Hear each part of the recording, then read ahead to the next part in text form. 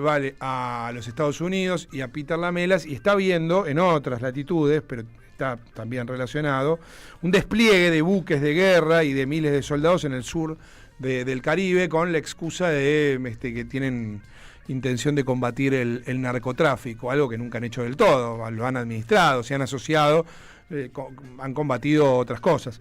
Y por supuesto hay una preocupación de que esto no sea un intento de conflagración directa con Venezuela. Por eso vamos a saludar a Carlos Raimundi, ustedes lo conocen, abogado, político, ex embajador argentino en la OEA y un amigo de la casa, obviamente. Carlos, ¿cómo te va? Marco Cittadini, aquí Vale Di Croce, Flor Ibáñez en la Radio de las Madres, te saludamos. Bueno, ¿cómo están Marcos y equipo? Un gusto muy grande. Y antes que nada, ratificar, porque tiene que ser como una bandera nuestra, ¿no? Que la discusión sobre la honestidad en la política no cancele la discusión de fondo, que es la discusión del proyecto político, ¿no? Proyecto político, económico, social y cultural. Sí, absolutamente. Es por ese lado donde estábamos, de algún modo, todos un poco charlando con los oyentes, con Amado, que nos está escuchando, con Vale, que vino con eso también en la cabeza cuando arrancamos el programa. Bueno, y vos sumás en ese sentido también, porque me parece que si no, podemos llegar a caer en una trampa. ¿Cómo estás viendo esta situación que describíamos sucintamente, pero que tiene otras complicaciones allí en el sur del Caribe y muy cerca de Venezuela? Mira, yo creo que ahí confluyen distintos planos de análisis. Uno, quizá el primero, el más global, es el geopolítico. Estados Unidos perdiendo a pasos agigantados hegemonía a nivel mundial, perdiendo capacidad de control de las situaciones en el mundo, y por lo tanto necesita reforzar el control sobre lo que tiene más próximo, que es América Latina.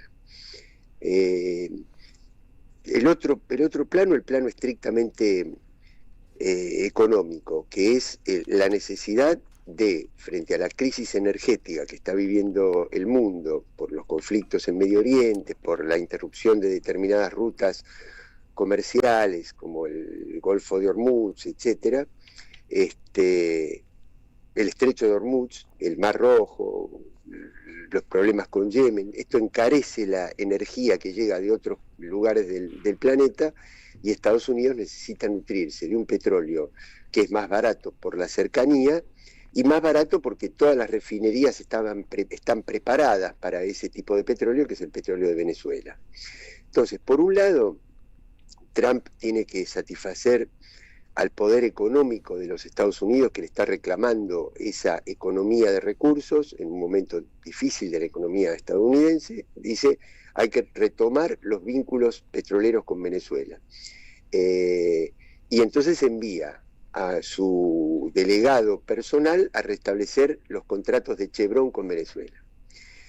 Pero ¿qué pasa? Que después hay otros factores que inciden sobre Trump, que es fundamentalmente el anticastrismo y antichavismo que reside en el estado de la Florida, y entonces tiene una fiscal que proviene del estado de la Florida, que pide una recompensa de $50 millones por el paradero de Maduro, que todo el mundo sabe cuál es el paradero de Maduro. Si es el presidente de un país, habla públicamente, reside en el Palacio de Miraflores, ese es el paradero. ¿Quién va a dudar de eso?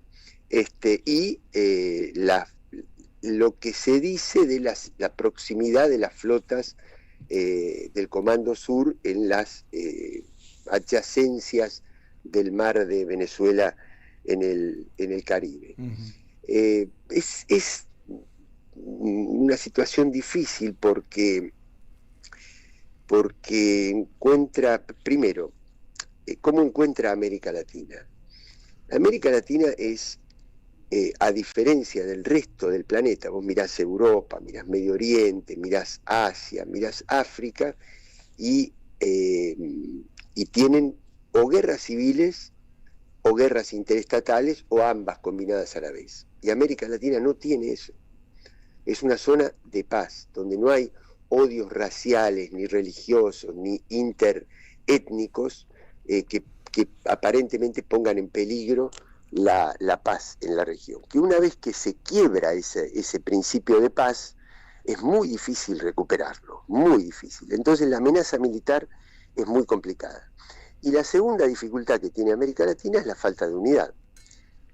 Afortunadamente han reaccionado muy bien Claudia Sheinbaum de México, Celso Amorín representando a Lula en Brasil y Gustavo Petro expresando que no debe avanzar ese intento de cerco militar a Venezuela.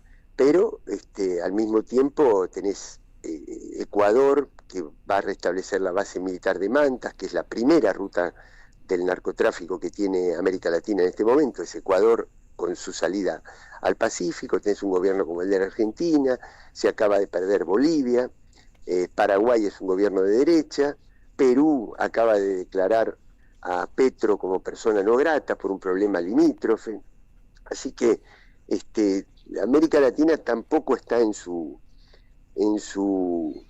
mejor momento. Y lo último que te diría es eliminar cualquier viso de seriedad de que esto tenga que ver con el narcotráfico, con el cártel de los soles, con todo esto. Eso es una estupidez, que es la política de la DEA para el control productivo, el control social y político de la región, que no tiene nada que ver con el control del narcotráfico. Claro, porque ahí hay un punto, ¿no? Y es, por supuesto, es repetido, muchas veces se ha utilizado esto en distintos países, en Colombia, en el propio México, para tener algún tipo de intervencionismo. Pero en este caso, además tiene el capítulo, si vos querés, ridículo, pero también muy preocupante, de que el propio Trump vinculó a Nicolás Maduro con el cártel de los soles, con lo cual es 1 más 1, 2, ¿no? En lo que quieren hacer los norteamericanos en la región. Sí, primero que no tiene ningún asidero, no está tomado de ningún dato de la realidad. Pero en segundo lugar, el despliegue del narcotráfico de la DEA, desde el punto de vista del control militar, de la cantidad de hombres en cada una de las bases que tiene la DEA, de la sofisticación del equipamiento tecnológico, es cada vez más vasto, más grande, y el desarrollo del crimen organizado y el narcotráfico es cada vez mayor. Quiere decir que no tiene nada que ver el control de la DEA con la disminución del narcotráfico. Eso número uno. Y segundo, cosas, ya que ustedes decían, hoy tenemos un programa conceptual, pero Marcos, Valeria, Flor, si el valor del gramo de sustancia cuando ingresa a los Estados Unidos tiene un valor, y a partir de que ingresa en los Estados Unidos multiplica por miles ese valor, y si el centro del consumo está en los Estados Unidos y en las rutas hacia los países más desarrollados, ¿dónde es que hay que poner el control del negocio y el control del consumo? Claro. En los países desarrollados, claro, no en los países de economía primaria. Sobre todo cuando hoy la droga tiene producción sintética mucho más grande en proporción que las drogas que vienen de los cultivos naturales de América Latina, que ya se han reconvertido bastante por otra parte. Carlos, y Venezuela no tiene nada que ver con esto. Venezuela no tiene absolutamente nada que ver con esto. Clarísimo. Carlos, vamos a seguir charlando, obviamente. Vamos a ver cómo se dan los acontecimientos. Gracias por este rato. No, al contrario, un abrazo. Abrazo fuerte. Carlos Raimundi, ex embajador argentino en la OEA, analizando esta situación que, bueno, que tiene otros bemoles que de lo que vas a hablar en un ratito, porque esto ya es, digo, injerencia directa, ¿no? O peligro de injerencia directa. Sí, incluso Roberto lo viene remarcando bastante, ¿no? Esta idea de este nuevo Plan Cóndor siglo XXI, digo, así como Cristina hablaba del estatuto legal del coloniaje siglo XXI, tenemos que empezar a pensar también cómo se trazan estos paralelos, no solo ya en la Argentina pendular, sino a nivel continental.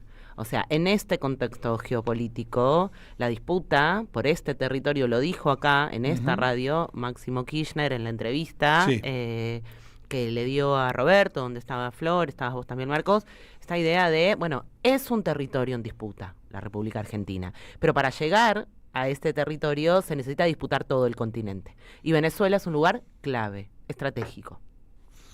Así nomás. Las 9:16, nos vamos a ir a una tandita y me convierto en oyente. Habló Lula.